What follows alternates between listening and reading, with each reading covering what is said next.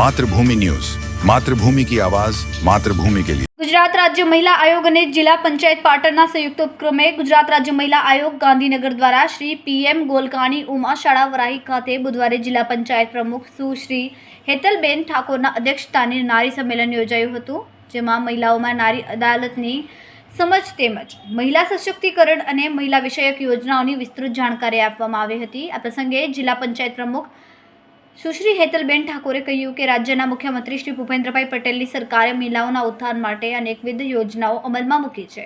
દીકરીઓના જન્મદરના વધારાને પ્રોત્સાહન આપવા અને મહિલાઓના ઉત્કર્ષ માટે અનેક યોજના અમલમાં મૂકેલ છે। આ પ્રસંગે મહિલા અને બાળ વિકાસના ચેરમેન શ્રીમતી ભારતીબેન ચૌધરી, જિલ્લા બાળ સુરક્ષા અધિકારી શ્રી કેતનભાઈ, પ્રોગ્રામ ઓફિસર શ્રીમતી રંજનબેન ચીમાડી તેમજ રાજકીય તેમજ સામાજિક આગેવાનો સહિત મોટી સંખ્યામાં મહિલાઓ ઉપસ્થિત રહી હતી।